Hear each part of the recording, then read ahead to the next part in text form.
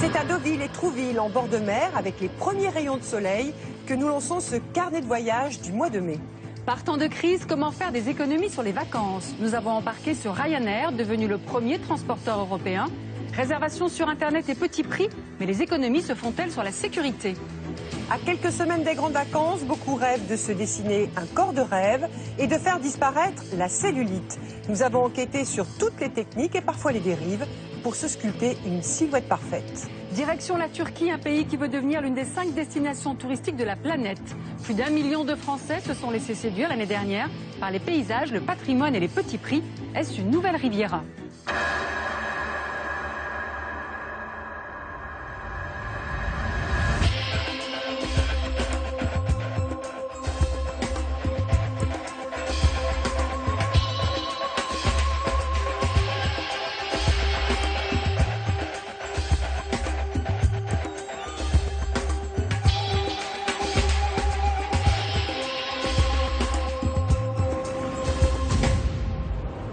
C'est de Deauville, première ville de France à avoir obtenu le label de station classée de tourisme, que nous avons choisi d'ouvrir ce carnet de voyage.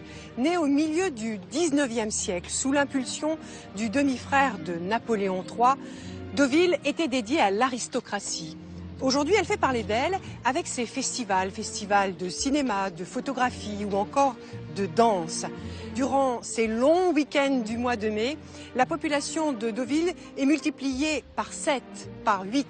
Des touristes qui viennent de France, bien sûr, et plus traditionnellement d'Europe du Nord, et plus récemment d'Asie, Chine, Corée, Japon et même d'Amérique latine. L'an dernier, 250 000 voyageurs ont atterri tout près d'ici, à l'aéroport de Deauville-Normandie.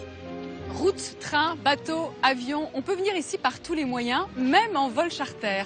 Des compagnies low cost assurent désormais des liaisons quotidiennes pour Deauville.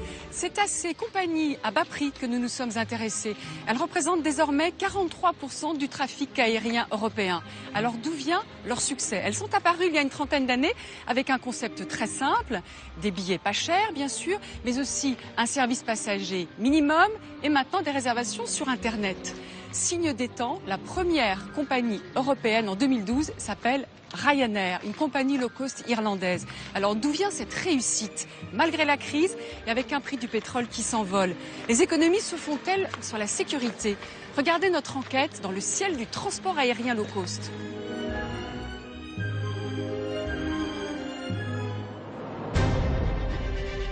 Prendre l'avion, c'est un peu l'aventure, surtout pour ceux qui optent pour le low cost. Diane et Joris sont étudiants en école d'ingénieur. Pour le voyage de fin d'études, ils se rendent avec toute leur classe à Stockholm, en Suède. Avec Ryanair, le billet ne coûte que 50 € aller-retour.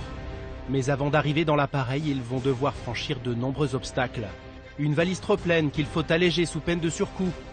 Les bagages en cabine qui doivent passer dans ce petit gabarit sous peine de surcoût. Et la carte d'embarquement qu'il faut avoir imprimée soi-même sous peine de surcoût. Nous allons les accompagner en caméra cachée pour la dernière épreuve à l'intérieur de l'appareil. Il faudra trouver la moins mauvaise place. Elles ne sont pas attribuées. Ou alors il faut payer ce que Ryanair appelle l'embarquement prioritaire. Au moment du décollage, Diane est en proie à sa phobie de l'avion. Et le fait que la compagnie soit low cost ne contribue pas à la rassurer.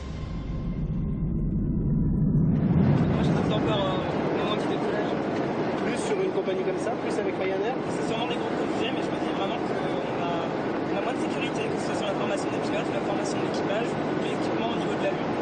Oui, s'il n'y avait pas d'avion complètement sécuritaire, on ne pourrait pas voler dedans, on ne pourrait pas voler commerciaux. L'avion est à présent en plein ciel. Diane et Joris peuvent se détendre et apprécier cet intérieur aux couleurs vives et aux publicités tape à l'œil, façon supermarché discount. Ici, tout est payant. Le sandwich, là c'est 6 €. Le hamburger, il est à 5 €. Sachant que c'est le prix d'un menu McDo, quasiment.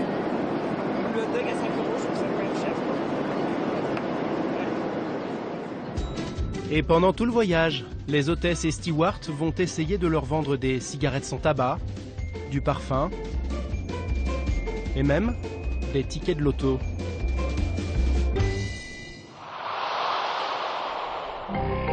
Comme eux, 75 millions de passagers ont voyagé avec Ryanair l'année dernière et ont fait d'elle la première compagnie européenne. Comment Ryanair parvient-elle à financer ses billets à bas prix?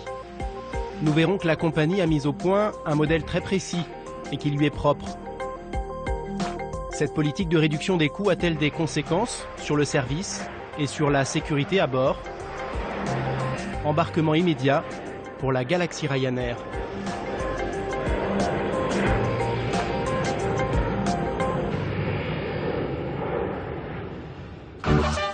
La première catégorie mise à contribution chez Ryanair, ce sont forcément les passagers. Pour commencer notre enquête, nous avons rendez-vous à Marseille pour découvrir le secret des frais dits annexes, l'une des fontaines à cash de la compagnie. Ouais, je fais une bonne affaire, mais... Frédéric Polacek veut réserver un Marseille-Palerme. Pour cela, il doit aller sur Internet, le seul moyen d'acheter un billet Ryanair. Ok, 22 €. Jusque-là, il n'y a rien à dire. Hein. Marseille-Palerme, le champion du monde, hein, on continue. Et on va retourner le 15. Voilà. 22, on est à 44 €. C'est magnifique. Le prix de base du billet est en effet modique, mais c'est sans compter sur les frais annexes. Donc on va prendre un bagage de 15 kilos. On va prendre le minimum. Un bagage en soute. Ah, déjà 30 €. Pour le bagage en soute.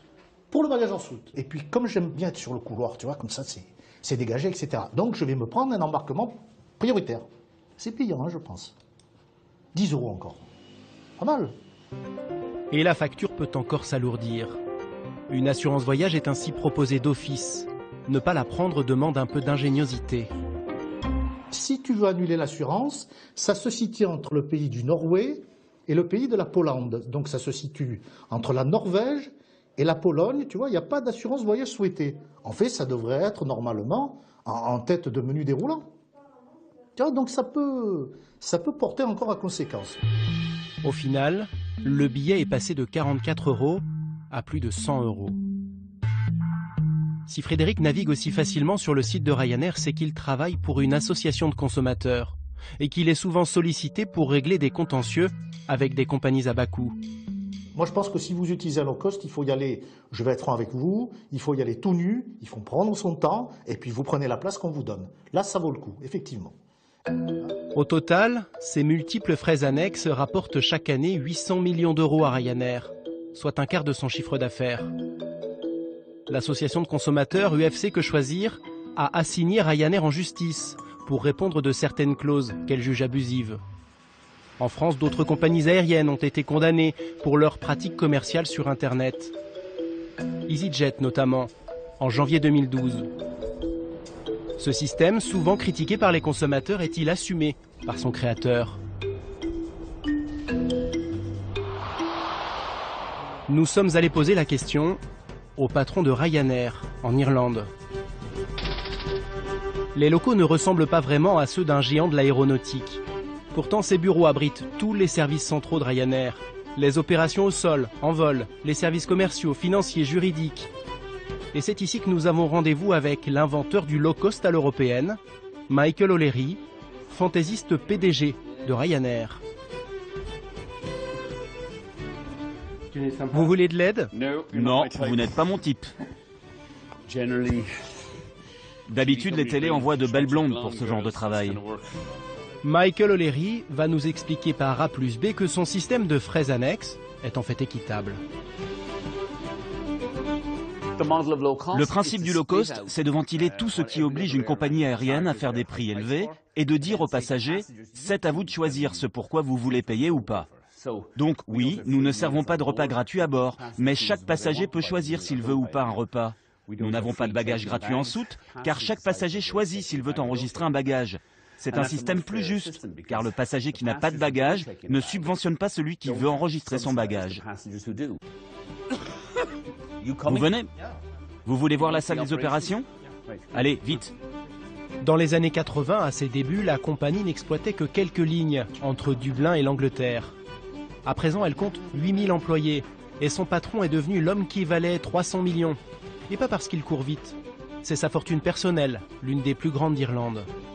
La salle des opérations, par contre, est restée toute petite ambiance aérodrome de province. Ce sont les opérations. C'est d'ici qu'on contrôle tous nos vols. Ici, nous avons Annie, qui s'occupe de toutes les opérations aujourd'hui. Dis bonjour à la télé française. Combien vous avez de vols par jour? 1500 vols tous les jours. Vous voyez, chacune de ces lignes représente un appareil. Et chaque barre bleue, c'est un vol. Et Annie contrôle tous ces vols d'ici. Là, c'est le contrôle des membres d'équipage. C'est là qu'on fait les tableaux de service. Si quelqu'un est malade, c'est ici qu'il appelle et il s'occupe des changements de planning. Ces gens-là s'occupent de la consommation en carburant. Enfin, quand ils travaillent, parce qu'en général, ils ne font rien. Et ceux-là, là, ils ne font rien. Ils sont juste assis à occuper des sièges et à faire semblant d'avoir l'air occupés. L'homme a un goût certain pour la provocation. Allez, on remonte. Une manière d'assurer le spectacle et de faire parler de sa compagnie. En quelques années, il aura proposé de faire payer les toilettes dans ses avions, de supprimer les copilotes ou de faire voyager ses passagers debout. Au final, rien de tout cela n'a été fait. Est-ce que c'est juste de la communication? Vous savez, je suis aussi célèbre pour des choses que je n'ai même pas dites. Nous n'avons jamais eu de projet pour faire payer les toilettes. Et d'ailleurs, nous ne l'avons pas fait. Voilà pourtant ce que disait Michael O'Leary en mars 2009. Je pense que c'est un développement logique. Je ne vois pas pourquoi les passagers d'un avion ne paieraient pas pour aller aux toilettes. Allez, oust! J'ai du travail. Avant de repartir, dans l'entrée du bâtiment, nous remarquons cette affiche. Non, pas celle-ci. Celle-ci. Ryanair, 25 minutes pour faire demi-tour. Une grande fierté de la société, faire des escales les plus courtes possibles pour faire le plus de vols possible. Car Ryanair sollicite beaucoup ses avions. C'est ce que nous avons observé en direct à Marseille. Un avion Ryanair est en approche. Attention, top chrono. À T plus 4 minutes, l'avion est au parking. T plus 5 minutes, les premiers passagers débarquent. T plus 18 minutes, les nouveaux passagers embarquent. Plus les escales sont courtes, plus les appareils passent de temps en vol. Une cadence soutenue qui permet de réduire les frais fixes. T plus 31 minutes, le jet est de nouveau sur la piste, prêt à décoller. Ryanair ne nous a pas autorisé à filmer les coulisses d'une escale.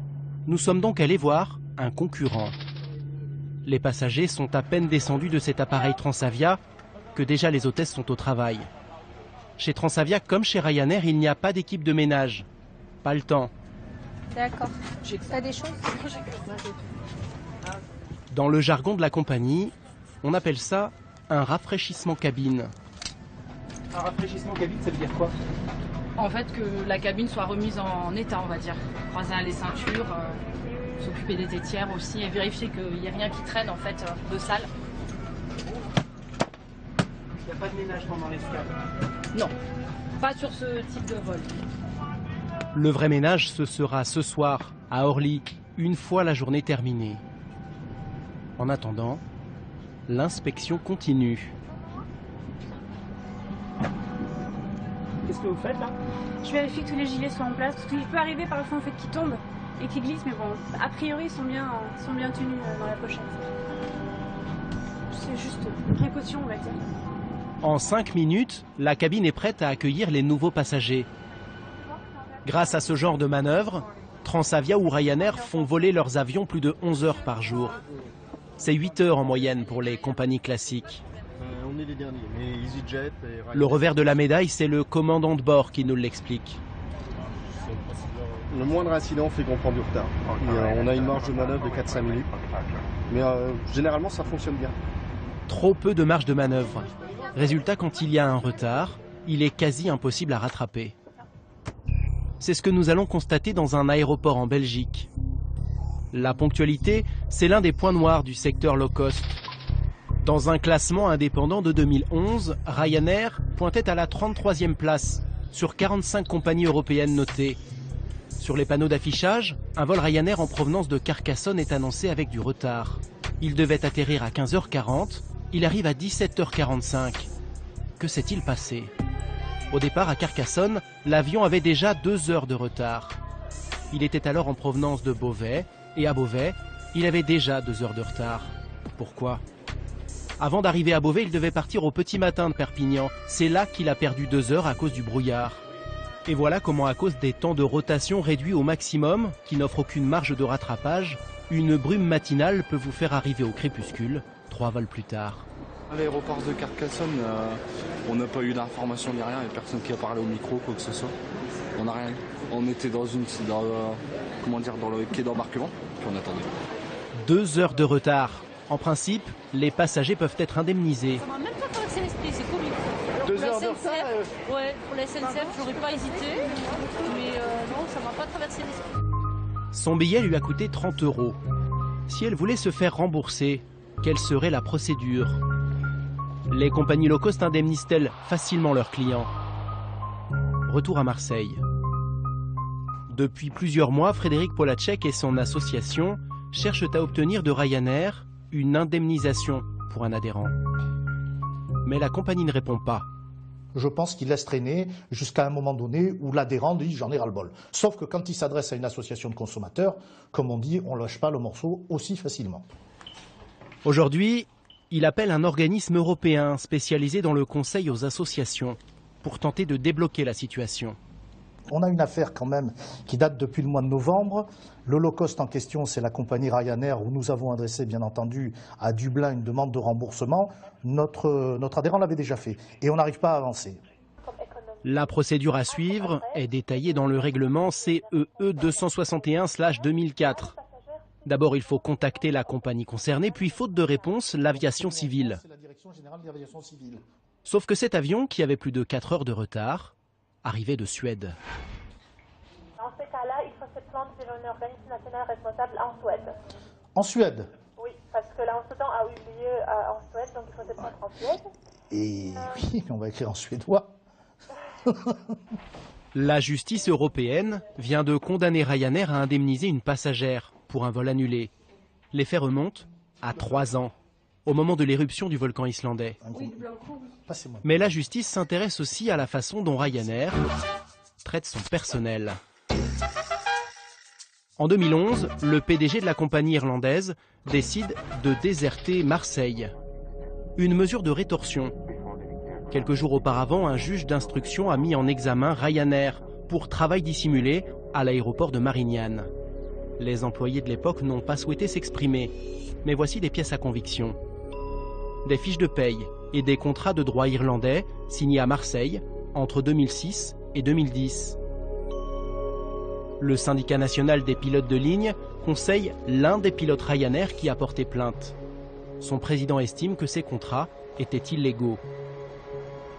Les pilotes de Ryanair, à l'époque de la base Ryanair à Marseille, étaient sous contrat de droit irlandais, avec néanmoins l'obligation d'habiter à moins d'1 heure de l'aéroport de Marseille, donc incontestablement leur base était bien Marseille, et nous, ce que nous soutenons, c'est qu'ils auraient dû avoir un contrat de travail de droit français. Qu'est-ce que ça avait comme conséquence? La conséquence, c'est qu'ils ne cotisaient pas au régime socio français, donc ils n'avaient pas de protection, que ce soit maladie, chômage ou retraite. Des salariés moins bien couverts et des économies importantes pour Ryanair, qui paye ainsi des charges en Irlande, où elles sont moins élevées.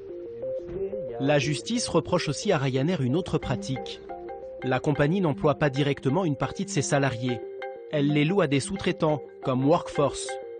Elle peut ainsi se passer de leurs services à tout moment et ne pas les payer pendant leur congé ou en cas de maladie. Autre particularité, cette disposition illégale en droit français. En cas de grève du salarié, celui-ci sera licencié. Les avions de Ryanair sont finalement revenus à Marseille, mais ils dépendent désormais d'aéroports étrangers et les équipages continuent d'avoir des contrats irlandais. Ces pratiques ne sont pas isolées. En 2010, en France, EasyJet a été condamné pour avoir fait signer des contrats anglais et Vueling en 2012 pour des contrats espagnols. Nous nous sommes intéressés à une compagnie low cost espagnole, Volotea, soupçonnée comme Ryanair de prendre des libertés avec le droit français. En France, Volotea est installé à Nantes. Ce jeune homme y a travaillé comme steward. Il témoigne à visage caché. Nous embarquons avec lui sur un vol de son ancien employeur. Comme certains salariés de chez Ryanair, les personnels Volotea sont payés uniquement pendant les heures de vol. Démarrage des moteurs, ça veut dire quoi? Ça veut dire qu'on commence à être payé en fait. À partir du moment où le pilote allume les moteurs, on commence à être payé en fait à partir de ce moment-là. Vous n'êtes pas payé avant, vous arrivez à quelle heure? En fait, on doit se présenter 1 heure avant le début du vol pour le briefing avec les pilotes et les autres membres d'équipage. Et on n'est pas payé à partir de ce moment-là. En fait, 1 heure avant le vol, c'est un petit peu, on n'est pas payé, c'est gratuit quoi. Et les salaires mensuels sont plus que modiques. 1 000 € net. C'est moins que le SMIC. C'est moins que le SMIC. Le SMIC est à 1121,75 € depuis le 1er janvier 2013. Et nous, nos salaires tournaient à peu près entre 950 et 1 000 € par mois. Net. Je m'attendais à ce que ce soit un petit peu dur, parce que je savais d'ores et déjà que c'était du low cost, mais je ne m'attendais pas à ce que ce soit aussi dur. On n'était pas vraiment très bien traité au final. Votre sentiment, c'est quoi? D'avoir été exploité, tout simplement. D'avoir été exploité. Comme chez Ryanair, la compagnie facturait au steward la formation obligatoire qu'il avait suivie au moment de son embauche, soit 900 €. Ces pratiques sont-elles légales? L'inspection du travail a ouvert une enquête. Quant à la raison pour laquelle les candidats restent nombreux pour aller travailler dans ces sociétés, qu'aucune compagnie n'embauche. C'est plutôt d'ailleurs le contraire qui se passe en ce moment. Et c'est vrai que maintenant, on n'a plus trop le choix sur les compagnies. Donc on va là où il y a du travail. Nous avons contacté la direction de cette entreprise. Elle n'a pas souhaité répondre aux questions que nous lui avons transmises. Je cherche à joindre la direction de Volotea, s'il vous plaît. Mais après notre courriel, est-ce un hasard? La compagnie a remboursé à ses employés leurs frais de formation. Une productivité maximale pour les personnels et pour le matériel. Des recettes dont s'inspirent aussi les compagnies dites classiques. Air France, par exemple. Il y a quelques mois, elle a lancé une offensive commerciale avec des prix plus bas. Bonjour.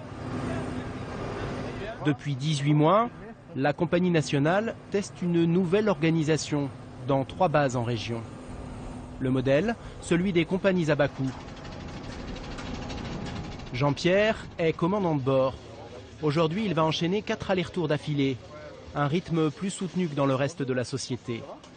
Le résultat, comme chez Ryanair, les avions volent plus de 11 heures par jour.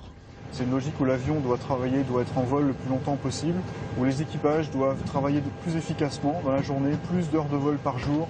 Voilà, ça c'est notre nouvelle façon de travailler. C'est le credo du low cost. C'est le credo du low cost, clairement. Mais nos salaires n'ont pas diminué, même si on regarde effectivement en termes de salaire horaire, ce salaire-là a diminué. Mais au final, ma feuille de paye n'a pas évolué, ou en tout cas pas dans le sens négatif. Au contraire, ma feuille de paye est meilleure que celle que j'avais à Paris. En clair, Jean-Pierre travaille beaucoup plus pour gagner un peu plus. Et pour lui, les acquis sociaux ne pâtiraient pas de la concurrence avec les compagnies low cost. Les syndicats, eux, redoutent que ces recettes ne soient appliquées à l'ensemble du groupe, avec à la clé une détérioration des conditions de travail. L'augmentation de la cadence peut-elle avoir un impact sur l'équilibre psychologique et la santé du personnel? Faut-il redouter des conséquences sur la sécurité des vols? Un pilote Ryanair va nous livrer un témoignage troublant. Nous lui avons donné rendez-vous dans une chambre d'hôtel près de l'aéroport Charles de Gaulle.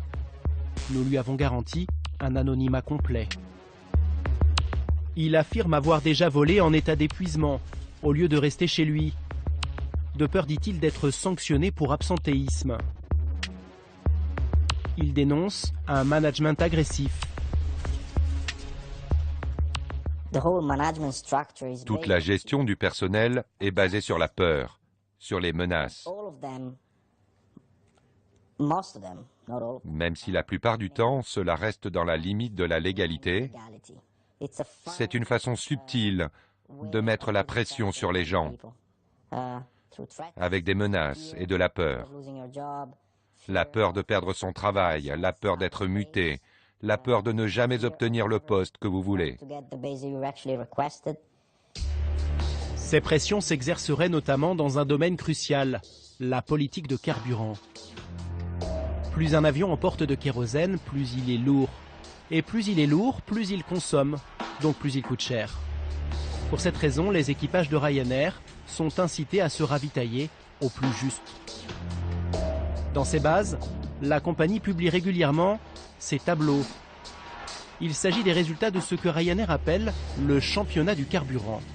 En clair, un classement des pilotes en fonction de leur consommation. Il y a encore quelques mois, la compagnie envoyait aussi ce genre de lettre à un pilote qui emportait trop de kérosène.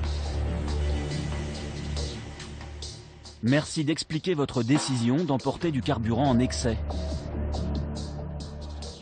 On rappelle poliment au pilote qu'il doit suivre à la lettre les procédures de vol qui sont prévues pour opérer en toute sécurité et bien sûr pour faire des économies. Ce genre de courrier, c'est de la pure pression psychologique et cela détériore lentement notre capacité à prendre nos propres décisions. Pour ce salarié de Ryanair, la pression psychologique peut mettre les pilotes en situation de fragilité. Faut-il s'en inquiéter quand on sait que les erreurs humaines sont les premières causes des accidents d'avion ? Dans notre métier, les conséquences peuvent être tragiques, car on pilote des avions. Et la plus tragique des conséquences avec un avion, c'est le crash. L'été dernier, 3 avions de la compagnie ont atterri en urgence, le même jour à Valence, en Espagne. Ils étaient à court de carburant. Les pilotes ont lancé un appel de détresse, un Mayday, une procédure rare. L'extrait est sur Internet.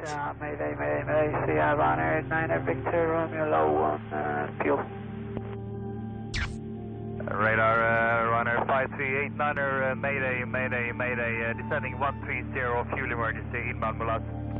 Les appareils avaient volé plus longtemps que prévu, car ils avaient été détournés à cause de la météo. Mais les avions sont censés avoir des réserves pour faire face à ce cas de figure. Ces appels de détresse sont-ils liés à la politique de carburant? Les autorités espagnoles enquêtent. À Dublin, nous interrogeons Michael O'Leary sur la sécurité, un thème sur lequel il est particulièrement chatouilleux. Je n'ai jamais entendu un pilote Ryanair s'interroger sur notre politique de carburant. C'est exactement la même que celle des autres compagnies aériennes, qui est de dire « prenez autant de kérosène que vous voulez ». On voit des interviews avec des gens dans une pièce noire dire des mensonges, mais ce ne sont pas des pilotes à nous. Chaque jour, 60% de nos vols emportent du carburant en excès, parce que les pilotes l'ont décidé. Ryanair n'a jamais eu d'accident, et sa flotte est l'une des plus récentes d'Europe. Elle a seulement 4 ans de moyenne d'âge. Le patron de Ryanair est sur la défensive, et nous allons voir que c'est aussi le cas sur un autre dossier sensible. La Commission européenne est en train d'enquêter sur la manière dont la compagnie finance sa présence sur certains aéroports. L'Europe soupçonne quelques irrégularités dans les nombreuses subventions que touche la compagnie irlandaise. Elle a lancé pas moins de 7 enquêtes sur Ryanair en France, dont une à Beauvais. En France, c'est l'aéroport symbole de Ryanair, le premier où elle s'est implantée en 1997. Grâce à la compagnie irlandaise, Beauvais a multiplié son trafic par 10 en 15 ans. 4 millions de voyageurs aujourd'hui. La compagnie a aussi apporté du travail, 1 millier d'emplois directs dans l'aéroport contre seulement 10 il y a 15 ans.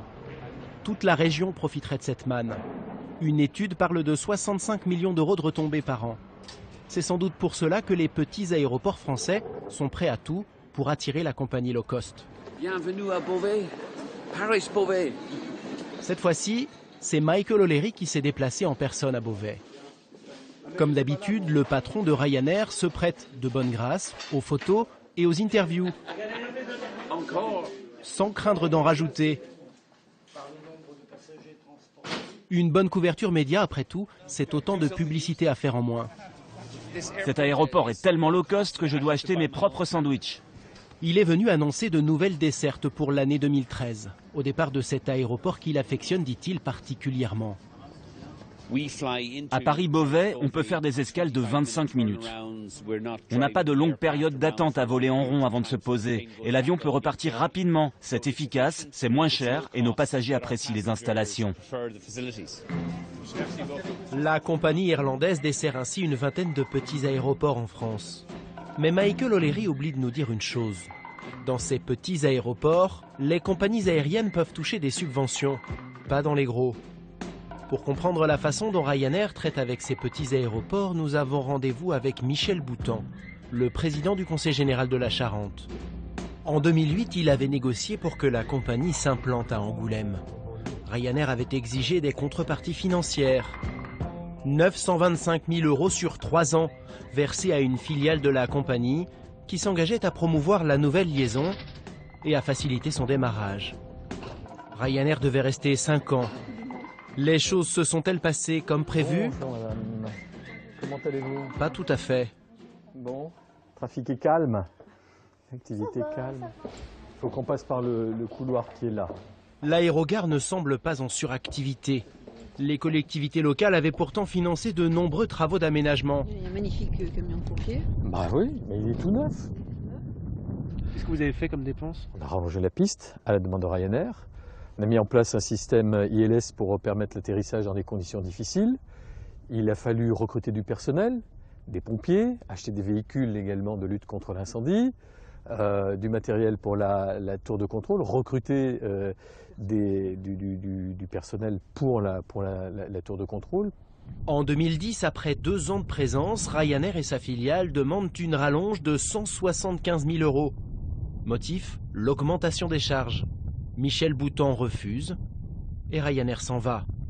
C'est ça aujourd'hui le quotidien de votre aéroport, c'est de l'aviation d'affaires et de l'aviation petit avion de tourisme. Oui, c'est ça. Activité d'un aéroclub, plus du pilotage d'hélicoptère par l'école ouverte par Elie Union. C'est quoi votre sentiment? C'est d'avoir fait beaucoup de dépenses et de ne pas avoir beaucoup de retour sur l'investissement. Et puis le sentiment d'avoir été un peu trompé, d'avoir été victime d'une certaine forme de chantage et de course au rendement à tout prix. Plusieurs procédures sont en cours. La Commission européenne enquête sur la légalité des sommes versées à la filiale de Ryanair par l'aéroport. Quant à ce dernier, il est en procès contre Ryanair. Il a perdu devant le tribunal arbitral de Londres. Il espère en revanche gagner devant la justice administrative française. Michael O'Leary, lui, ne semble craindre aucun tribunal. Bruxelles a déjà enquêté sur nos accords à l'aéroport de Charleroi. En 2001, la Cour européenne a jugé que les remises que nous avions négociées avec Charleroi n'étaient pas des subventions, mais des accords commerciaux normaux. Il y a peut-être d'autres affaires en cours devant de petits tribunaux en France. Mais je pense qu'ils seront obligés de suivre la jurisprudence de la Cour européenne. Au revoir, merci beaucoup. L'enjeu est de taille pour Michael O'Leary. En 2011, selon plusieurs estimations, le groupe Ryanair aurait touché plus de 700 millions d'euros de la part des aéroports. Sans cette somme, la compagnie serait déficitaire. La compagnie low cost a fait l'objet d'une enquête européenne sur cette question. En France, EasyJet, Jet4You, Transavia et Flybe sont sous la loupe. Des considérations dont Diane et Joris se soucient peu. Nous les retrouvons à l'arrivée du Paris-Stockholm. Leur avion a atterri à l'heure. Joris est convaincu par son premier périple en low cost. Bon alors, bonne impression. Ça a été super. C'était bien. Mais il reste un dernier détail. Ils ne sont pas encore arrivés. Leur billet Paris-Stockholm est en fait un billet Beauvais Skavsta, un petit aéroport bien loin de la capitale suédoise. Pas de métro, pas de train, il faut encore prendre un car pour être à destination. On a 1h30 de navette pour arriver à notre auberge, en fait c'est en plein centre-ville de Stockholm. On a 1h30 de navette pour rejoindre Stockholm, donc presque aussi longtemps que de trajet d'avion. Ouais, quasiment, ouais c'est vrai, ouais. J'y avais pas pensé, mais ouais, exactement. On est loin du centre-ville en fait. Ouais, on est très loin, ouais. Malgré tous ces inconvénients, Ryanair semble avoir trouvé son public. D'après une étude commandée par la compagnie, 93% des passagers déclarent qu'ils voyageront de nouveau à bord de ces avions. Un score impressionnant qui contraste avec un autre sondage réalisé par un site internet spécialisé dans le tourisme. Selon celui-ci, Ryanair serait la compagnie aérienne la plus détestée en Europe pour la 3e année consécutive.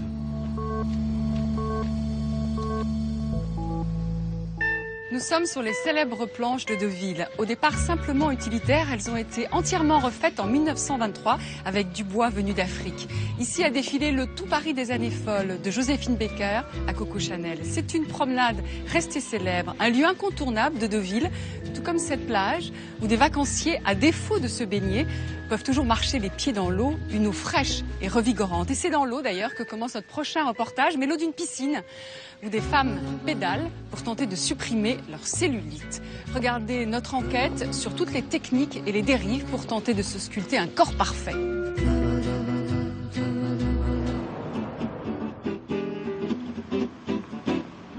Avec les jupes qui raccourcissent, les femmes font de plus en plus attention à leurs jambes. Laura, 42 ans, pense qu'elle n'est pas encore tout à fait prête pour la mini-jupe. Elle aurait un peu de cellulite. Alors, depuis 1 an, elle se rend toutes les semaines à des séances d'aquabiking, la toute dernière méthode anti-capiton à la mode. Hello, ça va? Ouais, toi? 1,68 m pour 56 kg. Laura est mince, mais ça ne lui suffit pas. Donc voilà. C'est pas gros, mais bon, si ça pouvait être...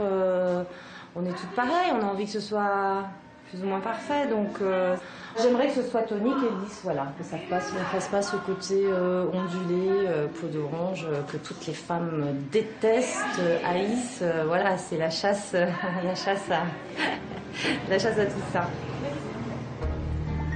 La cellulite concerne 90% des femmes. Une graisse qui se niche sur les bras, le ventre, les cuisses. Elle est d'origine génétique, hormonale ou encore liée à une mauvaise circulation ou une mauvaise hygiène de vie. C'est parti à fond! 1 heure de pédalage dans l'eau par semaine ferait disparaître les petits amas graisseux. Alice, la coach, est convaincue du bienfait de l'exercice aquatique. Quand on pédale, l'eau effectue un massage sur la cuisse qui fait que ça va aider à éliminer l'espèce de peau d'orange. L'eau et le mouvement va drainer et donc du coup ça va faire beaucoup de bien. L'argument anti-cellulite fait mouche. Malgré un prix élevé de 25 € de l'heure, depuis le début de l'année, le bassin fait le plein. Même si la séance n'est pas vraiment une partie de plaisir. Il faut souffrir. Il faut souffrir pour être belle. 3, 2, 1, c'est parti. Les femmes le savent bien. Chaque année, de nouvelles méthodes promettent monts et merveilles. Et chaque année, leurs porte-monnaies font plus vite que leur graisse. Mais ce qu'elles connaissent moins, c'est la grande opacité qui règne encore sur ce marché de la cellulite. Faux chirurgiens, opérations illégales, méthodes dangereuses. L'appât du gain fait encore mentir les vendeurs de minceur.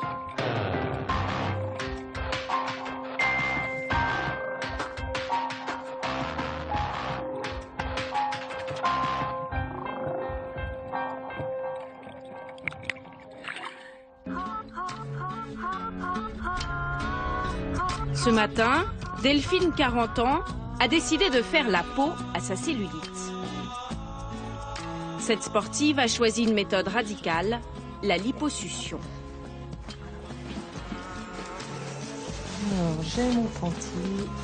Ça, c'est bon. C'est la première fois que je le fais, donc je ne sais pas du tout. On me parle qu'on va faire un petit trou, insérer une canule et chercher la graisse.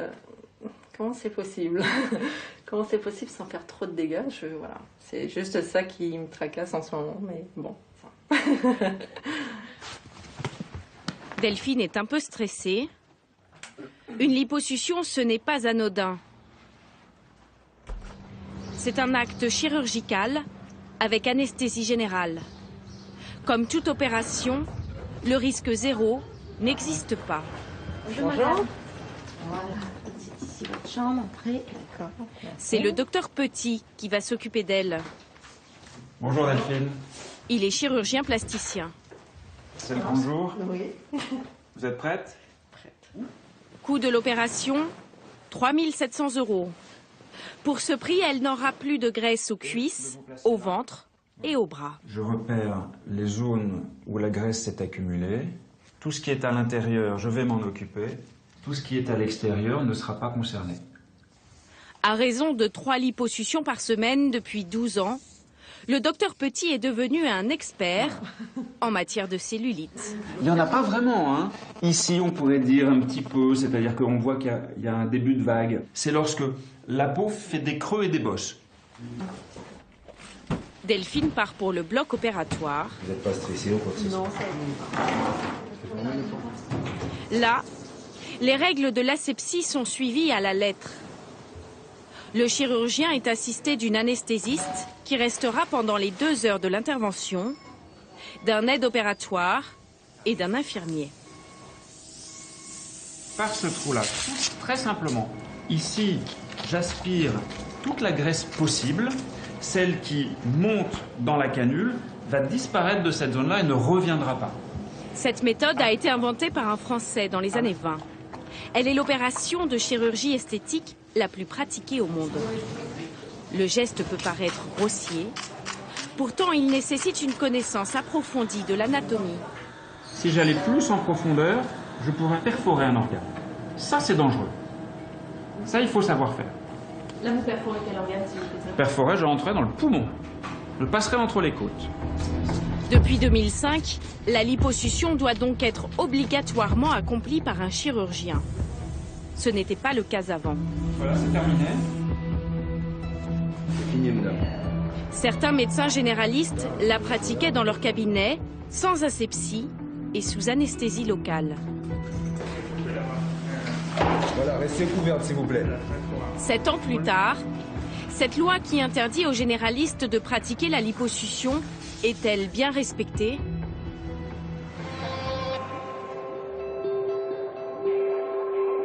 À Paris, Clotilde a perdu sa mère, décédée d'une embolie pulmonaire quelques jours après avoir été opérée d'une liposuction.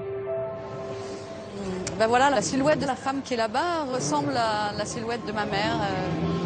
Elle avait une silhouette d'une femme en forme, dynamique, ayant la pêche, elle marchait vite. Elle avait beaucoup de classe. Il faut s'imaginer une femme de 70 ans, bien dans ses baskets, un peu coquette. Il y a 1 an, elle consulte un médecin. Au départ, c'est juste pour effacer quelques rides à l'aide d'un peeling chimique. Mais le praticien la convainc rapidement d'aller plus loin et surtout de se faire opérer en Tunisie. Elle est partie pour se faire faire un lifting chimique, donc sans anesthésie générale. Et en réalité, elle a une anesthésie générale et en plus une liposuction. Est-ce qu'elle l'a souhaité? Je ne sais pas.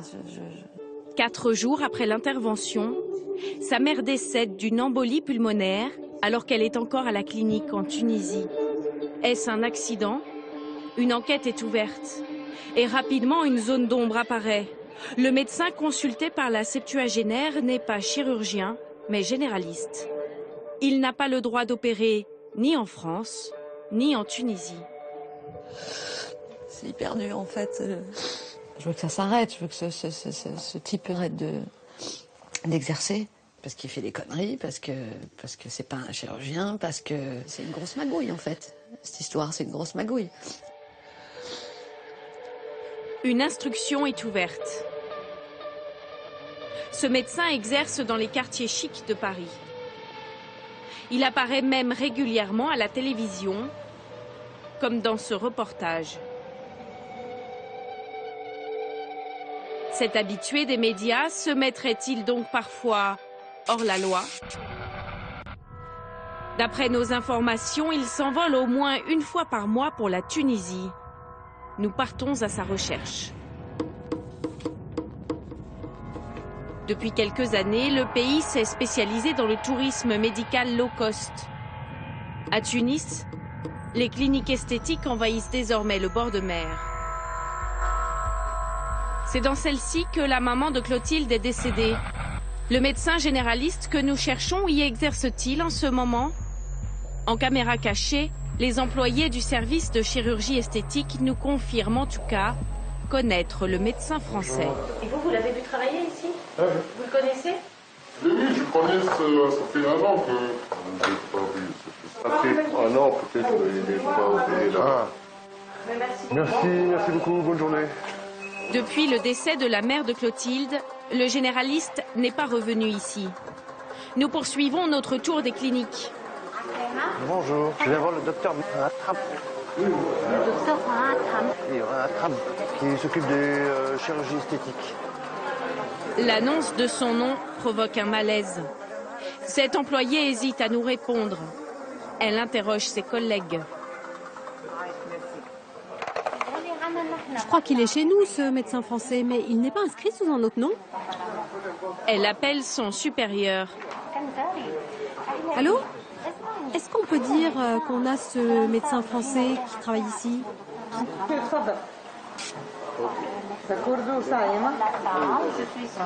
D'accord, il n'y a jamais eu de docteur Ratram ici. Bon, merci beaucoup. Merci. Alors, où est ce médecin généraliste? Nous apprenons qu'il loue un bungalow dans ce quartier touristique. Il y hébergerait ses patients avant leur retour en France. Ce jour-là, la porte est ouverte. On n'est pas là, j'ai cherché. Le docteur est encore invisible, mais coup de chance, un de ses patients fraîchement opérés débarque. Vous êtes un de ces patients? Déjà. Comment ça s'est passé? Très bien. Moi, j'ai fait le coup, la lipo. La lipo? Ça se passe bien, alors? Oui. C'est lui qui vous a opéré? Oui. C'est pas quelqu'un d'autre? Non, non, c'est lui. D'accord. Parce que oui. Le patient en est persuadé. C'est bien le docteur français qui l'a opéré. Il lui a dit. Mais sous anesthésie générale, comment peut-il en être sûr? À la clinique où a eu lieu cette opération, un cadre accepte de nous recevoir sans savoir que nous filmons. Selon lui, le Français a bien opéré, mais tout ça doit rester caché. Vous avez le ministère de la Santé publique qui n'a pas le droit d'hospitaliser ici. Parce qu'il n'est pas inscrit dans le procédure. L'opérateur, c'est lui qui fait sortir des malades, c'est lui qui fait des pansements. De A jusqu'à Z. Mais avec le nom préfixe des hommes. Il y a de l'inspection qui vient ici, nous, en clinique. Nous connaissons les... Nous ne connaissons pas. C'est la top secret de la clinique. Qui est ce médecin tunisien qui sert de couverture aux Français avec la complicité de cette clinique? Bonjour. Il nous reçoit sur la défensive. Non. Pardon? Ne me filmez pas, s'il vous plaît. Selon lui, tout est légal.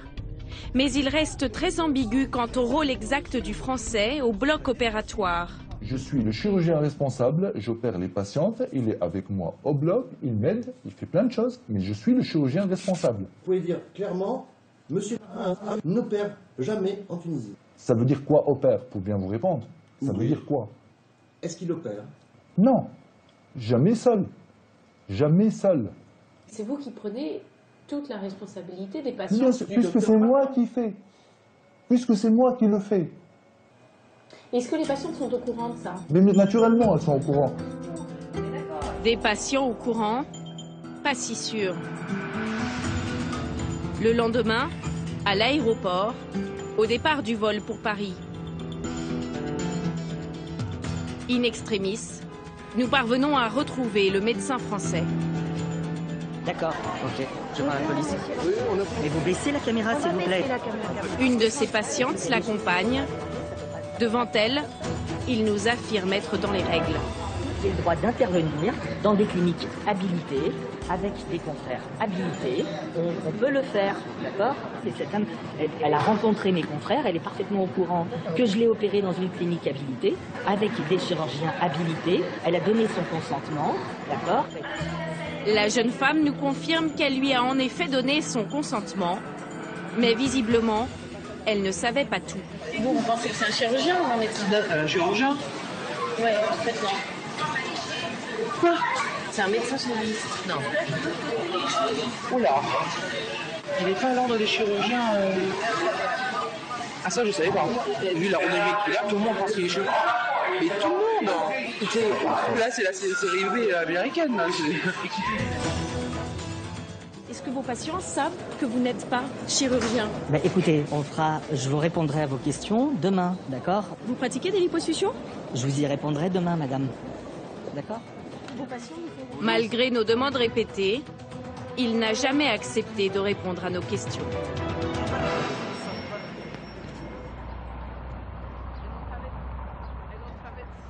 À son retour en France, sa patiente est encore sous le choc. Je monte de haut. Pour moi, c'est bien mon chirurgien, c'est bien lui qui m'a opéré. C'est ce qu'il m'a dit à Paris, c'était lui qui opérait. Moi, le but, c'était que ce soit lui qui m'opère. Donc, j'ai tout vu avec lui, les modalités, de tout. C'est avec lui que j'ai vu, c'est pas avec qui que ce soit d'autre. Le tout pour 14 000 €, 3 fois le prix habituellement demandé pour ce genre d'opération. La jeune femme s'était pourtant renseignée avant, mais uniquement sur le site internet du médecin français. Bah oui, déjà écrit chirurgie et cosmétique. Donc chirurgie, ça veut bien dire qui vous opère. En fait. Là, on le voit bien quand même que c'est des vêtements de bloc opératoire. Donc vous pouvez pas... Pour permettre aux patients de vérifier les qualifications de leur médecin, le Conseil de l'Ordre a mis en ligne un service dédié. La réponse tombe comme un coup près. Ben voilà, c'est ça, un médecin général. Médecine générale. À Paris, la présidente du Conseil de l'Ordre départemental des médecins, Irène Khan-Bensod, connaît bien ce prétendu chirurgien. Il est hors la loi s'il fait des liposuctions, des liftings chirurgicaux, alors qu'il a comme qualification médecin généraliste. Qu'il opère lui-même ou qu'il le fasse faire par un chirurgien. Dans ces deux cas, le Conseil de l'Ordre est clair, c'est illégal. De dire je suis chirurgien esthétique alors que je suis médecin généraliste, c'est une usurpation de titre. Donc dire à une patiente je vais vous faire une liposuction et de la faire faire par quelqu'un d'autre sans que la patiente soit prévenue, c'est un abus de confiance. Le Conseil de l'Ordre a entamé une procédure contre ce médecin. La sanction est tombée, le médecin généraliste a été radié, il n'a plus le droit d'exercer. Alors, pour rester dans les règles sans renoncer à la manne du marché de la cellulite, certains médecins généralistes ont choisi d'autres voies, non chirurgicales. Mésothérapie, laser, mais aussi injection hypoosmolaire. Ces 7 dernières années, ces nouvelles méthodes ont attiré de nombreuses clientes, mais elles ont aussi fait des victimes. À l'hôpital Georges Pompidou à Paris, le médecin Anne Carbone est une spécialiste de l'hygiène. Elle a enquêté sur le cas de 16 patients infectés après avoir choisi la mésothérapie pour se débarrasser de leur cellulite. Alors la mésothérapie, c'est une technique d'injection multiple de petites doses d'un cocktail de produits et ça va être injecté par l'aiguille sous la peau. Et le praticien va tenir ce pistolet et le déplacer sur la peau au niveau de toute la zone qui est à faire maigrir. C'est un peu le principe de la machine à coudre, alors qu'on ne coupe pas mais on injecte une quantité définie de produit à chaque piqûre. Mais cette technique n'est pas sans conséquences. Elle peut entraîner de graves infections.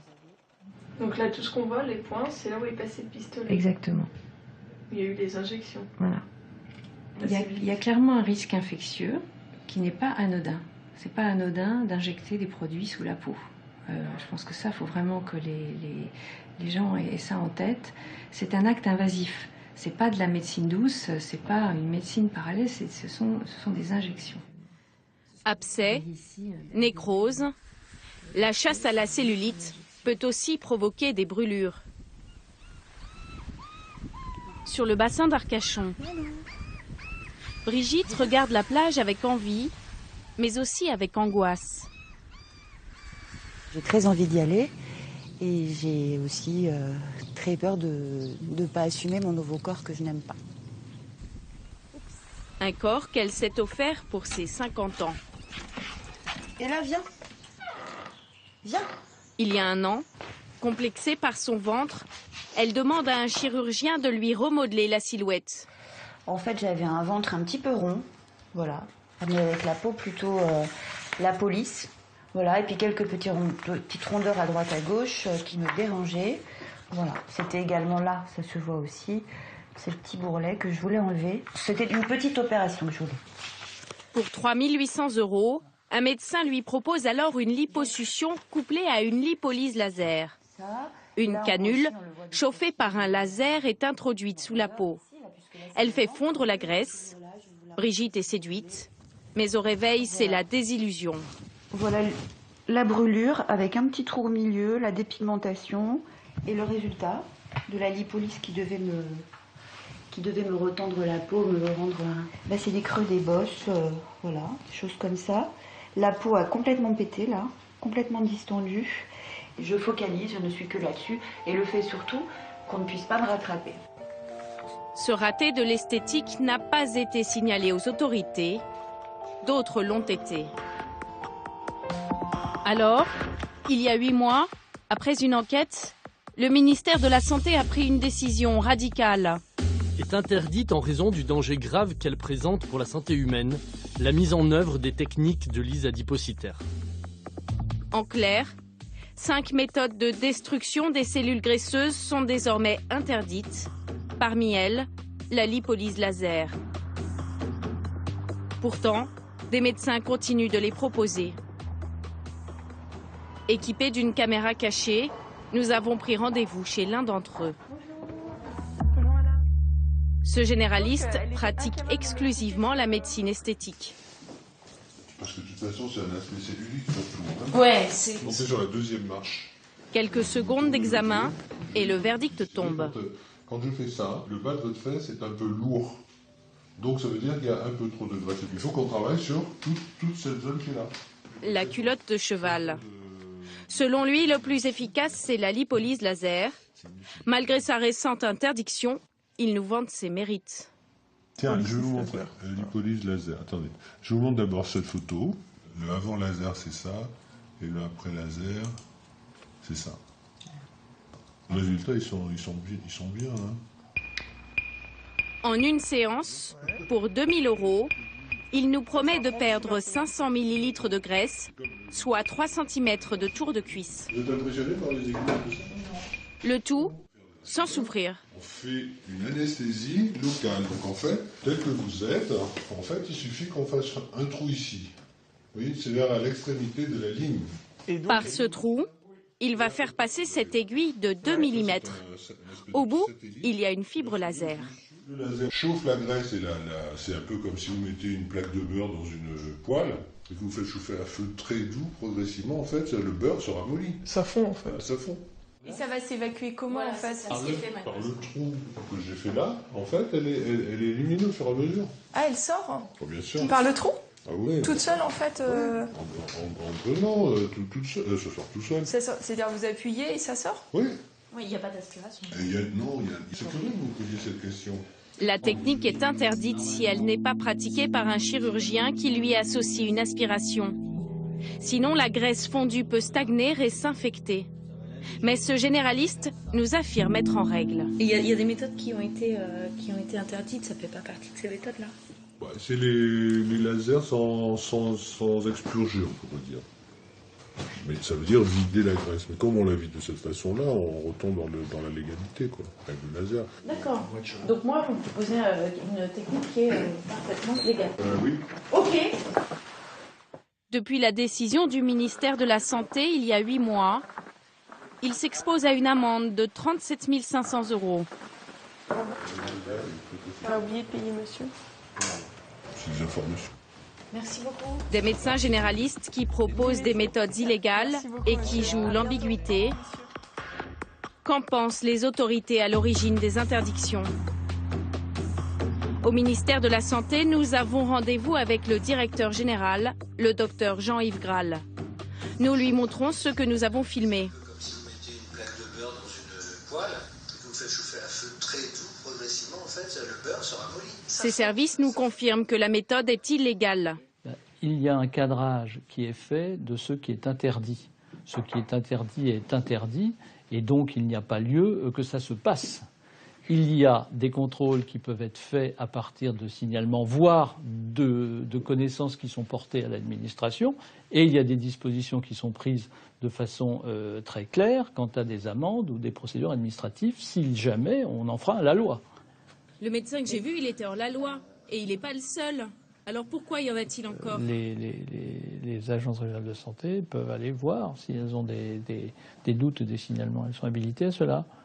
Mais effectivement, c'est beaucoup de mots, beaucoup de techniques dans un environnement encore très mouvant. Et c'est très difficile, bien sûr. Mais nous sommes tout à fait mobilisés sur le sujet.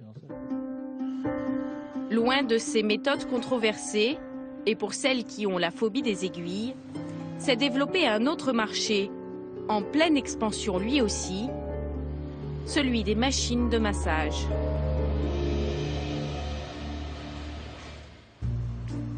À 2 pas des Champs-Élysées, un institut de beauté. Ce soir, Pernelle, la manager, a organisé un cocktail. Elle veut faire découvrir son appareil à de nouvelles clientes. À la cellulite. Parmi les invités, Sylvia, une habituée. Elle vient ici depuis 1 an. Équipée d'un collant protecteur, elle se fait régulièrement masser à l'aide de cette machine. Son fonctionnement est simple. 2 rouleaux compressent la peau, une sorte de palpé-roulé mécanique. On a une aspiration et on a une motorisation automatique des rouleaux. Donc ça se fait tout seul en fait. Les rouleaux tournent. Donc là par exemple, on est en train de travailler sur le déstockage d'une zone graisseuse particulièrement rebelle chez la femme qui est la culotte de cheval. Sylvia se fait masser 2 fois par mois, malgré le prix élevé de la séance, 60 €. Un budget de 120 € par mois. Oui. À vie. À vie. Oui, soit une robe. Donc bon. Selon la marque, chaque jour à travers le monde, 100 000 femmes passent entre les rouleaux de cette machine. Un business que les instituts de beauté partagent en France avec des professionnels de santé comme les kinésithérapeutes. La concurrence est rude. Alors pour attirer toujours plus de clients, certains kinés proposent un arrangement illégal. Faire financer une partie de ses soins esthétiques par la sécurité sociale. Équipés d'une caméra cachée, nous prenons rendez-vous avec l'un d'entre eux. Il est recommandé par le fabricant de l'appareil de massage. Bonjour. Oui, bonjour. Alors. Oui, il y en a un petit peu. Ah oui, non, mais il n'y en a pas beaucoup. Si, mais il y en a un. Les grands, les Angéline. Il y en a un peu. Ah, voilà. Et ça, vous pouvez tout l'enlever alors du coup. Ah oui, bien sûr. Le kinésithérapeute préconise une dizaine de séances à 50 € l'unité. Nous demandons s'il existe un moyen de s'arranger. Sa solution, frauder la sécurité sociale. Là, il faut une prescription pour le dos, par exemple. D'accord. C'est ça. Ouais. On est, si vous voulez, 10-20 séances pour le dos. D'accord. Ouais, si même le dos, les épaules, c'est mieux. Parce que je vous explique, la séance pour le dos, c'est 15,30 €. Voilà. D'accord. Si on met l'épaule en plus, c'est 19,38 €. Voilà. D'accord. Près de 20 € par séance peuvent être ainsi frauduleusement pris en charge par l'assurance maladie. Une économie de 40%. Bon, il est sûr que ça ne posera pas de problème. Parce que me dit certains, je sais pas, on va pas se faire choper. Non, moi je vais avoir que c'est pas, c'est tout. C'est pas que c'est bon, mais on n'a pas le droit, mais il n'y a aucun problème. D'accord. Sinon, vous n'avez pas dénoncé la sécu. Merci beaucoup. Au revoir. Merci. Au revoir. Fraude à la sécurité sociale, abus de confiance, pratiques interdites. Le marché de la cellulite est un labyrinthe dans lequel s'enfoncent certaines femmes mal à l'aise dans leur peau. Chaque année, des dizaines de nouvelles techniques sont proposées. Mais jusqu'ici, les pouvoirs publics ne légifèrent que lorsque des victimes payent au prix fort leur envie de corps parfait. C'est au bord de ce fleuve côtier long de 108 km, la Touques, qui se jette dans la Manche entre Deauville et Trouville-sur-Mer, que nous partons pour une destination très loin d'ici, la Turquie. Le printemps des révolutions arabes semble modifier, remodeler le visage du tourisme au sud de la Méditerranée. Des vacanciers délaissent les plages tunisiennes et les pyramides égyptiennes pour migrer vers d'autres rivages. Avec son patrimoine historique, ses kilomètres de côtes et ses circuits bon marché, la Turquie est-elle en train de devenir la nouvelle destination phare? Regardez.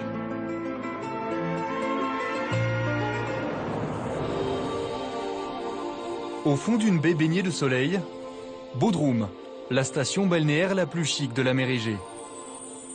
Un point de passage obligé pour les yachts qui croisent au large. Ici, c'est un peu le Saint-Tropez de Turquie.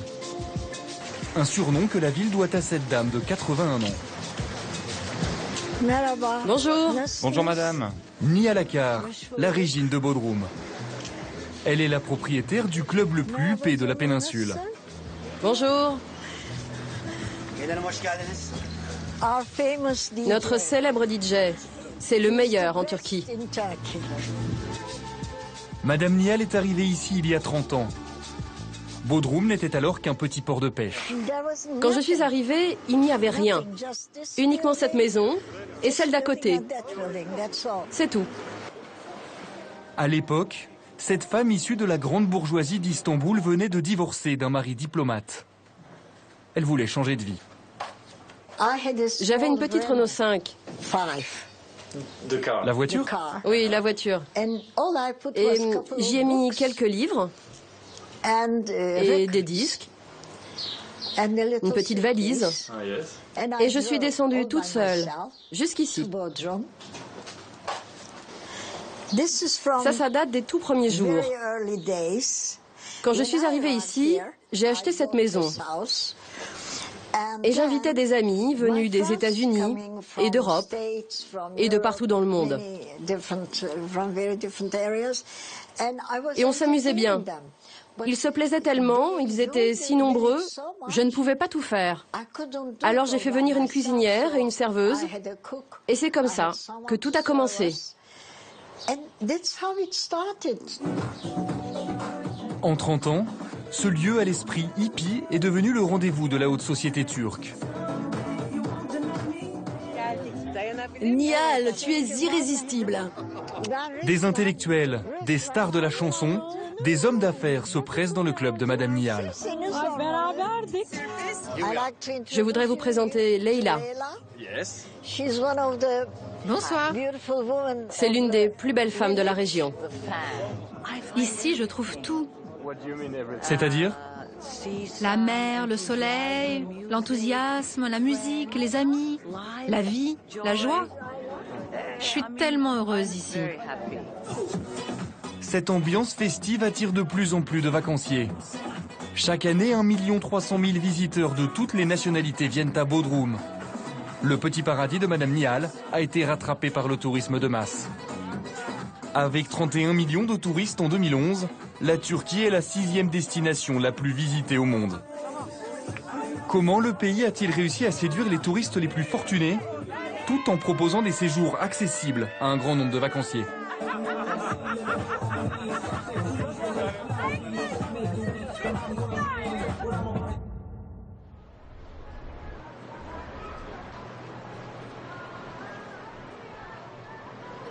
Ça fait rêver, ça apaise de regarder la mer. Ça pour apaiser, ça apaise. Ouais. Première journée de vacances à Bodrum pour Christelle et Jean-Marc. Ces dernières années, ce couple de Parisiens avait pour habitude de passer ses vacances en Tunisie. Comme beaucoup de Français, inquiets des répercussions du printemps arabe et des révolutions au Maghreb, ils ont opté cette fois-ci pour la Turquie. Qu'est-ce qui vous attire ici? Qu'est-ce qu'il y a de bien en Turquie? Les gens sont chaleureux, gentils, accueillants. Il fait beau, il y a de la verdure, on mange bien. Il y a des tas de trucs à visiter. Le couple n'est pas dépaysé.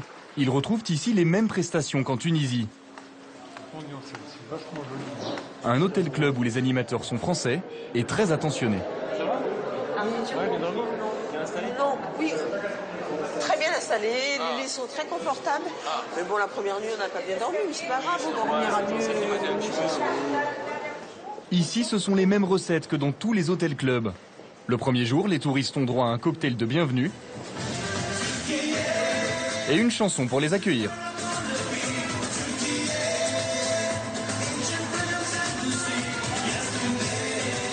Seul le refrain rappelle qu'on est en Turquie.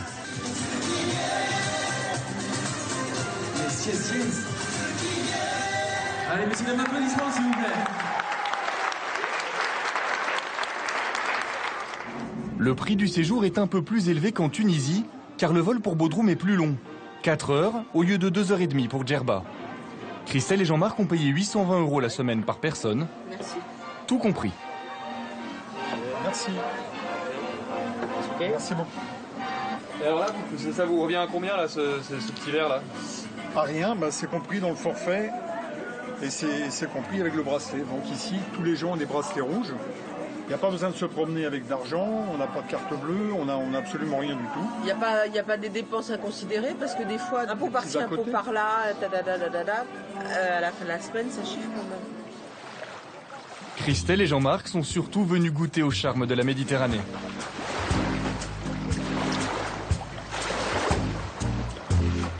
Alors? Elle est bonne. Elle est bonne? Vraiment bonne. Une eau cristalline et du soleil toute la journée. Des vacances comme ils en rêvaient. Là, je me gorge un peu de soleil. Là.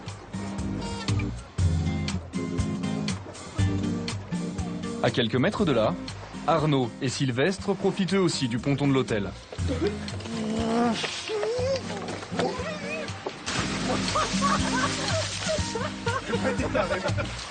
Ces commerciaux dans le bâtiment sont venus passer une semaine de vacances entre collègues de travail. Ils sont conquis. Qu'est-ce qui vous plaît là dans un endroit comme ça? Tout. C'est-à-dire tout? L'hôtel est superbe, l'eau est bonne, c'est vraiment super sympa. Et en plus on a le beau temps donc c'est l'idéal. C'est la première fois que Sylvestre et ses amis viennent en Turquie. Et s'ils apprécient autant cette destination, c'est aussi pour les folles nuits de Bodrum. Tous les soirs, nos commerciaux français sont de sortie. Direction le centre-ville pour un verre en terrasse. Ils n'ont pas été très longs à s'acclimater aux soirées turques. Allez, à Bodrum. Hein. Merci Jean-Pierre, merci Marlène. À la vôtre. On boit les mêmes choses qu'en France. On danse sur la même musique qu'en France. Pareil. Voilà, non. Pas dépaysé. Non. La soirée se poursuit dans l'un des quartiers les plus animés, Gumbet. Sylvestre est impressionné par l'ambiance électrique qui règne ici. Et tu vois le son c'est l'argent. À Bodrum, une rue entière bordée de clubs et de boîtes de nuit est consacrée à la fête. Nos vacanciers choisissent l'établissement qui a le plus de succès, le X-Bar. Une boîte de nuit de 2 étages où clients turcs et jeunes européens dansent sur de la musique poussée au maximum. Sylvestre et son amie Céline découvrent une facette de la Turquie qu'ils ne soupçonnaient pas. Moi, je pensais que c'était plus un pays calme, dans leur totale religion. Et en fin de compte, ils aiment faire la fête autant que nous. Cette atmosphère festive et cette liberté n'attirent pas uniquement les vacanciers européens.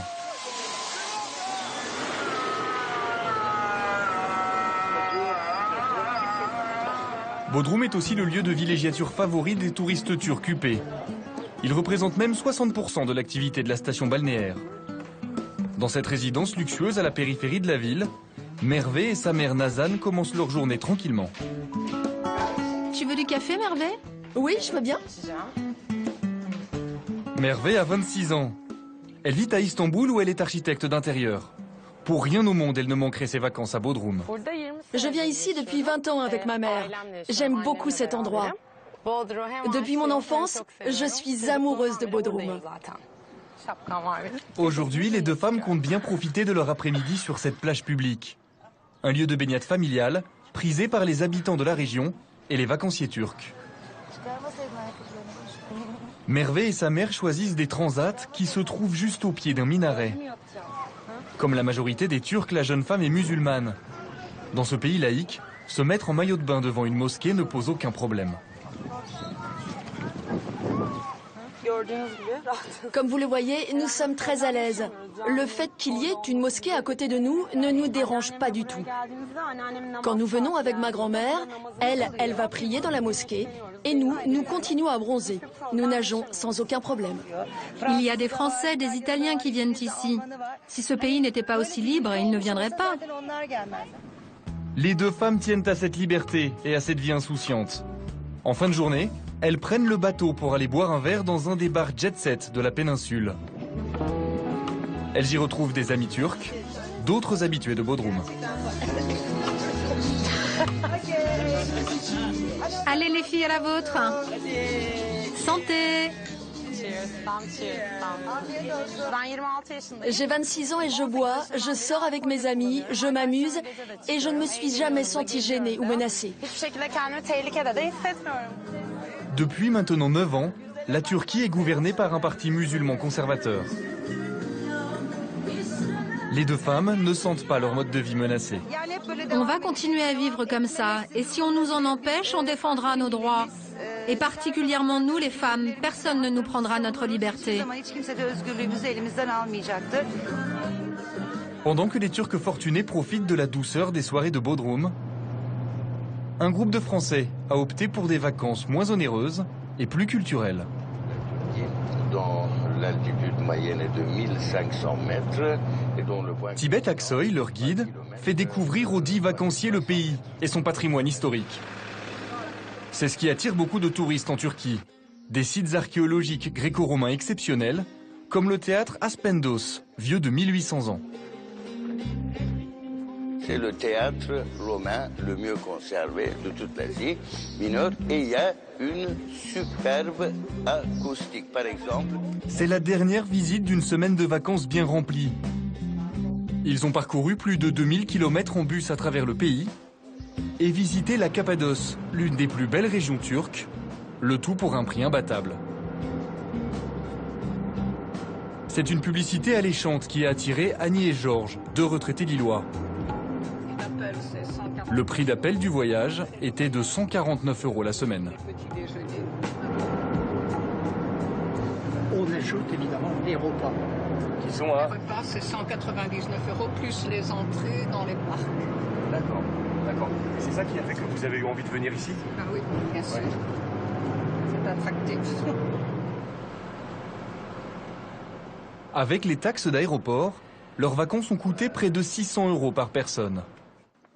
Un prix malgré tout compétitif.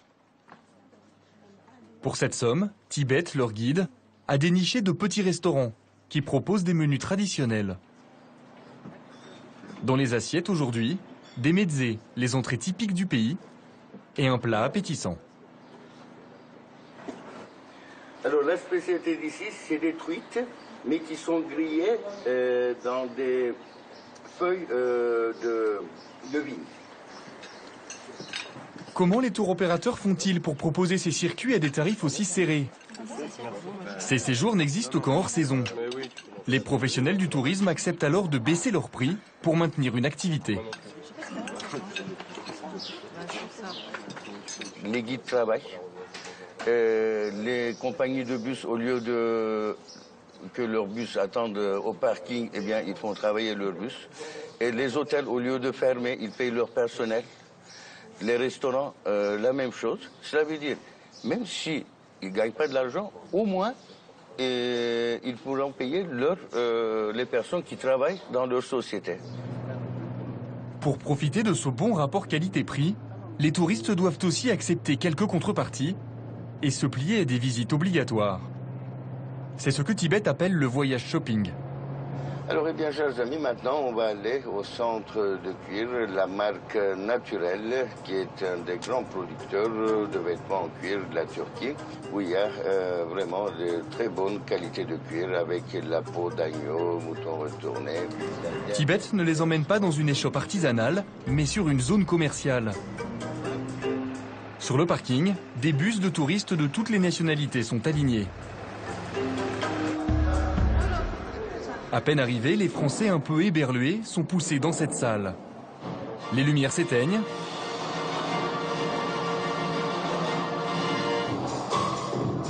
Pour se rallumer sur un défilé de mode. avec podium et mannequin.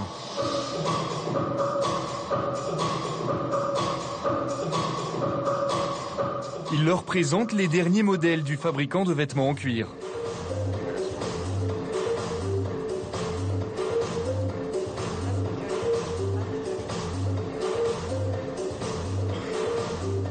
Après un quart d'heure de spectacle, les Français sont emmenés vers le showroom. S'il vous plaît. Ils découvrent une boutique immense, 5000 mètres carrés où sont exposés des milliers de modèles. Le responsable des ventes leur fait l'article. Voir quelque chose, prenez votre temps, sans engagement d'achat. Regardez, essayez. Aucune obligation d'achat, mais les vendeurs sont très persuasifs. Si c'est un peu petit, je peux donner plus grand, c'est pas problème. Ils sont tous francophones. Un peu juste pour monsieur. Dans notre magasin, il y a 30 personnes qui parlent français. Parce que des fois, on a 15 cars qui passent par notre journée. Il y a aussi des gens qui parlent d'autres langues? Bien sûr, qui parlent allemand, qui parlent russe, qui parlent espagnol. C'est joli. Ce sont ces magasins qui permettent aux voyagistes de proposer des circuits à prix très réduits. Une partie de leur voyage est sponsorisée par ces centres-là que nous visitons pendant le circuit. Ça veut dire que ces centres payent une partie du voyage des touristes? Voilà, ces centres-là payent une partie de logement dans les hôtels de ce circuit-là. Sans ces arrêts, les vacances de nos touristes français auraient coûté le double. Mais ces boutiques sont devenues expertes pour récupérer l'argent qu'elles ont investi. Même l'été. Annie semble très intéressée. Les vendeurs sont alors aux petits soins. On va chauffer la carte bleue aussi un petit peu. Et après 20 minutes de négociation... Adjugé, vendu.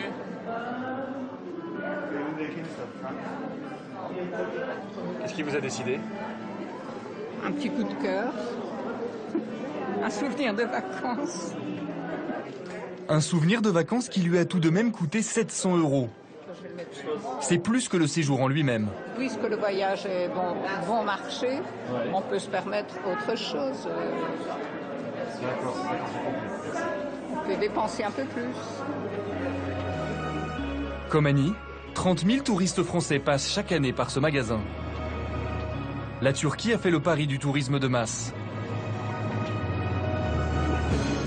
Et Antalya, avec ses 10 millions de visiteurs annuels, en est le symbole. C'est le site le plus visité de Turquie. Sur 150 km, la côte est bétonnée. 500 hôtels se partagent les bords de mer.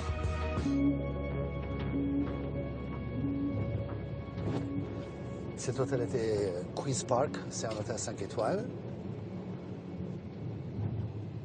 Voilà, à notre gauche, c'est toujours les hôtels 5 étoiles. Et comme vous constatez, les hôtels sont les uns à côté des autres, en fait. Cemal Uzunoglu est le directeur marketing d'un voyagiste spécialisé dans les séjours en Turquie. Avec son collaborateur, il est à la recherche d'hôtels pour ses touristes français.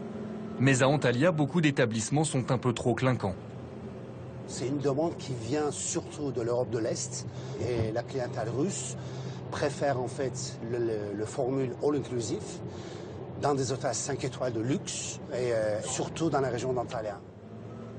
Pour s'adapter à la clientèle française, Cemal cherche des établissements moins tape à l'œil, qui se veulent design. Il a rendez-vous dans un hôtel haut de gamme, avec une piscine olympique et une architecture épurée. Ici, les chambres coûtent au minimum 120 € la nuit.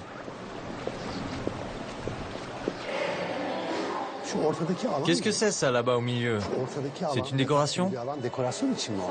Oui. D'accord. Pour savoir s'il ajoutera cet hôtel à son catalogue, Cemal est attentif aux moindres détails.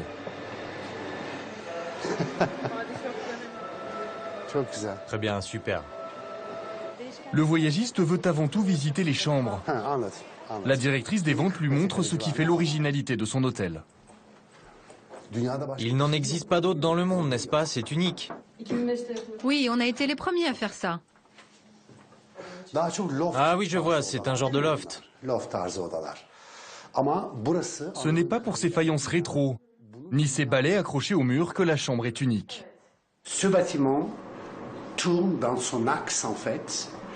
Le client, il va se coucher à 21h du soir dans sa chambre, d'accord, avec une vue ville, comme vous voyez ici, les bâtiments, les résidences. Elle va se réveiller avec une vue mer, tout simplement. Donc ça devient petit à petit une raison pour voyager en Turquie aussi en même temps. Dénicher ce genre d'hôtel est essentiel pour Cemal. Il espère ainsi attirer des touristes tentés par d'autres destinations, comme le Maroc ou la Tunisie. Nous, notre objectif, notre but, c'est de leur montrer la qualité des produits, de leur proposer des produits qu'ils ne pourront pas trouver ailleurs. En Turquie, nous sommes obligés de proposer des produits différents pour nous différencier de cette concurrence. L'industrie touristique turque est à la recherche de nouveaux marchés. Sa cible aujourd'hui, les vacanciers exigeants et surtout fortunés.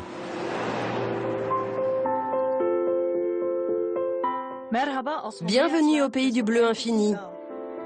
Réjouissez-vous du feu d'artifice de bleu et de vert qui vous attend à Bodrum. Pour attirer cette clientèle, la mairie de Bodrum a même produit ce film promotionnel en 3D. Tu peux le voir sur YouTube, ce film. Ozay Kartal est publicitaire. Il est en charge de la promotion du tourisme à Bodrum. Ce matin, il a rendez-vous avec Denis Seyink, l'un des responsables de la chambre de commerce de la ville. Ça, c'est le film sur les croisières. Et ça, regarde, c'est notre première brochure en chinois.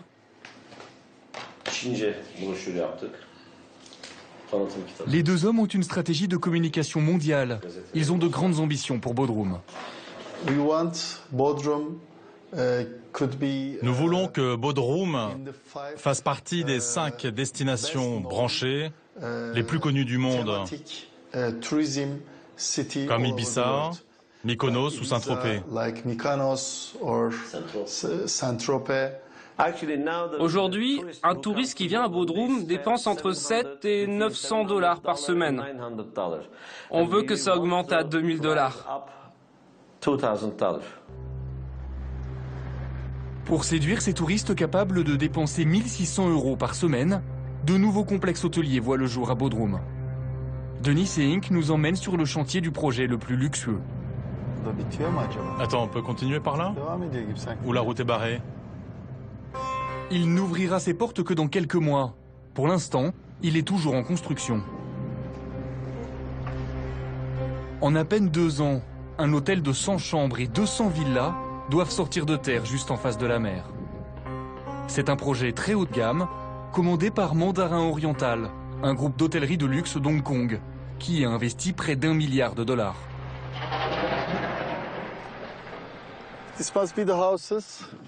Ça, ce sont les villas. Elles sont grandes. La plupart des villas sont déjà vendues. Le prix d'appel est fixé à 2 millions €. 2 millions € chacune? Oui. Ouais, c'est très cher.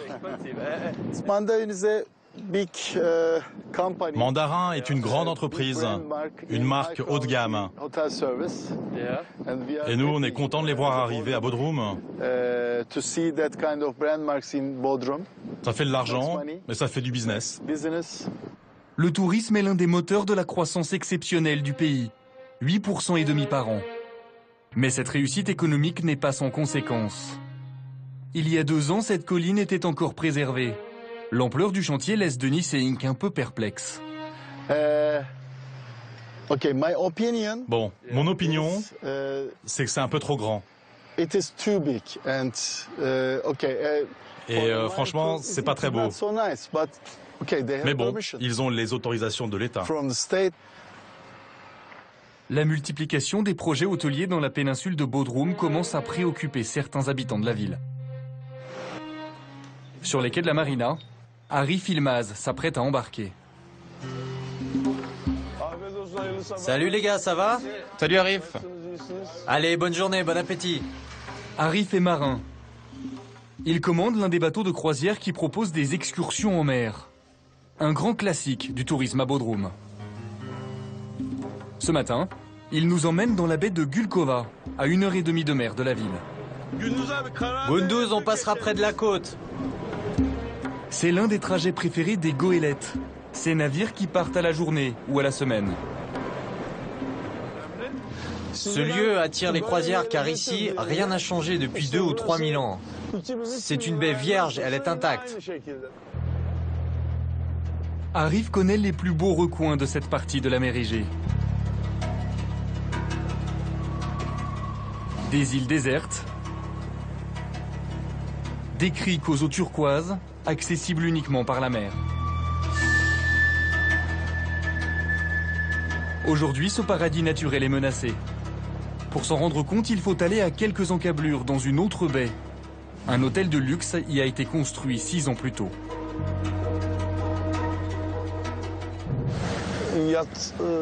Avant, on s'arrêtait ici. Maintenant, avec cet hôtel, la baie est défigurée. Cette baie, c'est terminé pour nous.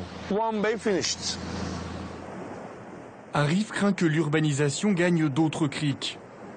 Certains terrains en bord de mer ont été classés en zone touristique par l'État. Cela rend possible la construction d'hôtels. À droite, là, c'est vierge, mais là-bas, c'est une zone touristique et des hôtels vont être construits très rapidement. Ce que vous filmez deviendra un documentaire historique lorsque ces hôtels seront là. Revenez dans 3 ans, vous serez choqués de voir que cette région vierge ne le sera plus. Ça peut aller très vite.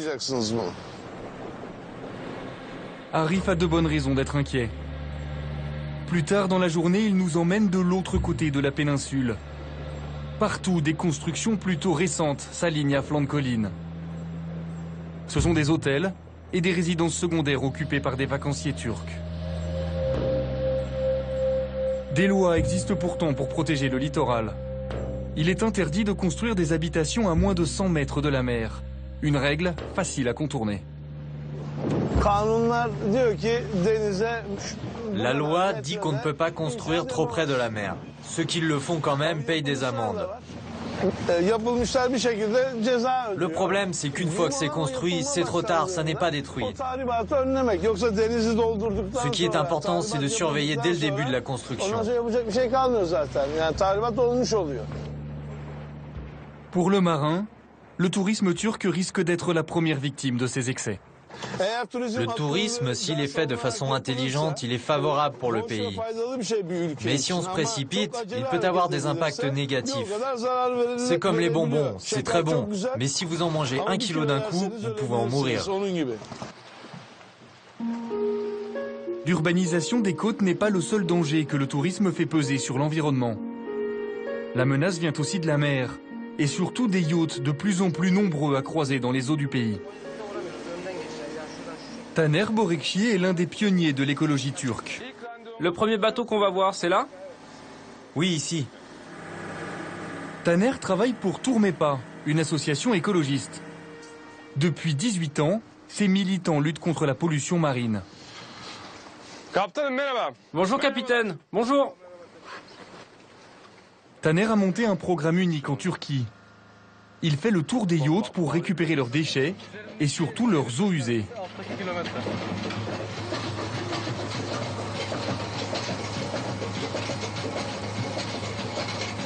C'est pour pomper les eaux noires. Dedans, il y a des produits détergents, les gels de douche et savon.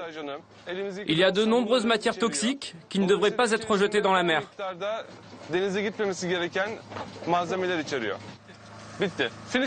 Ah ça y est, on a terminé. On vient de pomper 246 litres d'eau sale. Sans l'intervention des écologistes, ces eaux polluées auraient fini par souiller les côtes. Si nous n'avions pas pompé les cuves de ce bateau, les conventions internationales l'auraient autorisé à les vider au large, à 3 ou 4 milles de distance. Le problème, c'est qu'avec les vents et les courants, les eaux sales seraient revenues sur les côtes.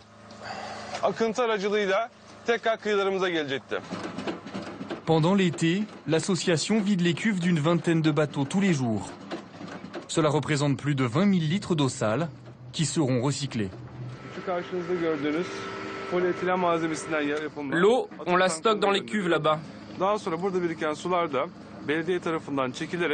Ensuite, on l'envoie dans une usine spécialisée où elle est traitée et puis elle est réutilisée pour irriguer les cultures.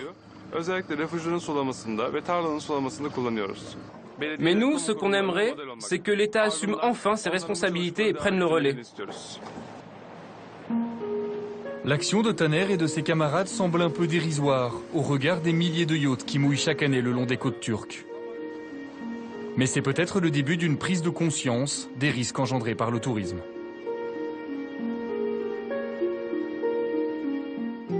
C'est sur cette petite place au cœur de Trouville que nous refermons cette émission du mois de mai.